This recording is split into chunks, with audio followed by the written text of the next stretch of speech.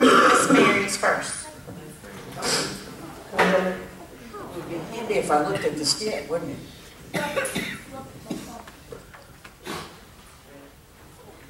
All right, this morning we're going to look in on some folks that lived way a long time ago. And these folks, I think you're going to be able to understand when you see them kind of what's going on. Now, when this is finished, we're going to talk about what we saw. But the main thing is we've got a very important guest that's going to arrive now any minute. And he is a pharaoh. Do you know what a pharaoh is? A ruler over Egypt. A ruler over Egypt. Good job. Was that John? No, it was me. Oh, okay, Seth. Good job, Seth. I can't see that far back. Sorry about that. Seth, good job. Thank you. All right, so let's see what's going to happen when the pharaoh comes in.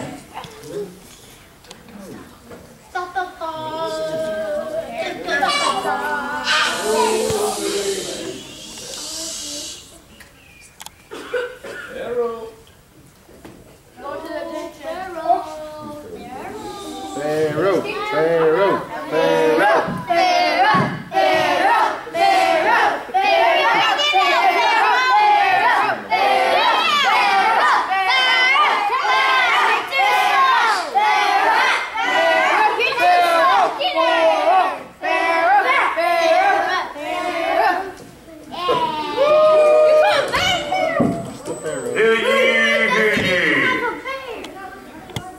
That's like a bear. I am Pharaoh, King of Egypt. The reason I called this press conference is to read a brief statement about the future of our country. Then I will take a few questions from reporters. Okay. As you know, 7 years ago, I had a dream in which I prophesied 7 years of ample rainfall and bumper crops. But that was to be followed by 7 years of record-breaking drought and famine. And as you all know, these last 7 years of prosperity have even surpassed my expectations. But the time for rejoicing has passed, unfortunately. The famine has begun right on schedule. So I hereby declare a state of emergency, during which my Prime Minister Joseph, son of Jacob, who is in charge of collecting grain from the bumper crops and storing the surplus, will now administer the sale of the grain during the remainder of the famine.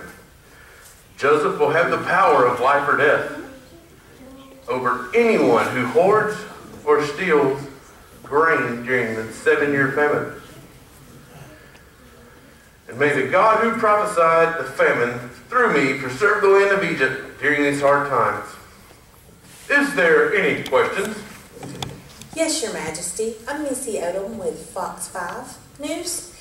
And I was just wondering, Joseph is a foreigner. Wouldn't an Egyptian citizen be a wiser choice for the office of Prime Minister at such an important time in Egypt's future? Actually, Miss Odom from Fox 5 News, Joseph is a citizen. Well, thank you, Your Majesty. I'm Evelyn Harper from 11 Live News, and I was led to believe that Joseph was a Hebrew from the land of Canaan. He is both of those, but I personally declared Joseph to be an official citizen of Egypt after he interpreted my dreams in which the famine was predicted. Even if Joseph wasn't a citizen by declaration, he would be a citizen through marriage, since he is married to Asenath, daughter of the Egyptian priest. Well, I'm Kelly Stevens from Channel 2 Action News. And in addition to being a foreigner, Joseph is a convicted felon. Miss Stevens, you need to get your facts right. While it is true that Joseph spent several years in prison, he was exonerated of all charges 7 years ago after a thorough investigation. Your Majesty, the charges against him were filed by the palace guard, the captain of the palace guard. Are you telling us that He lied? No. What I'm saying is that the captain of the palace guard was deceived. It turns out that his wife was pursuing a romantic relationship with Joseph, while Joseph worked in her house. But when Joseph rejected her advances, she sought revenge by falsely accusing him. So Joseph, an innocent man. So you're not bothered by the fact that your prime minister is not a native Egyptian? Oh, during the past 7 years as my prime minister, Joseph has shown himself loyal and honest, a capable leader. What difference does his birth country make? None to me. It might make a difference if Joseph shows preference to his own countrymen, if he came to Egypt to buy grain from us.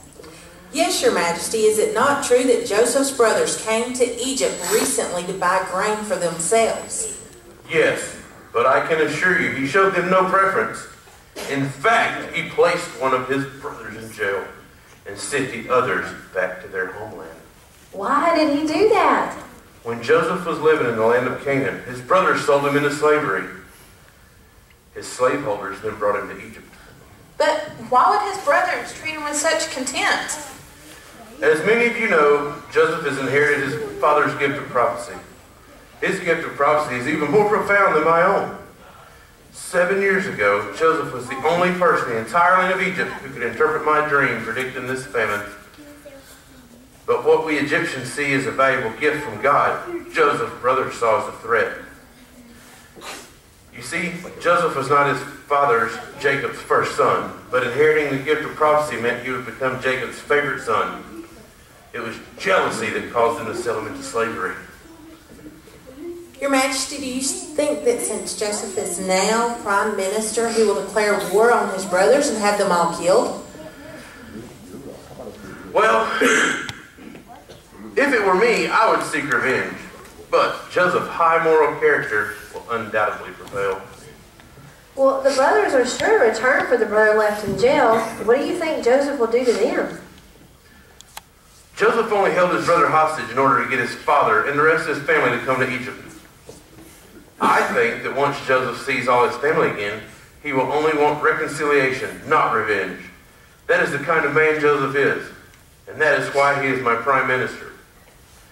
And now may the God of Joseph and his father Jacob bless the nation of Egypt.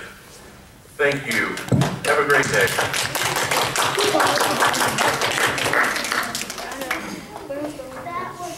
Wow, that was quite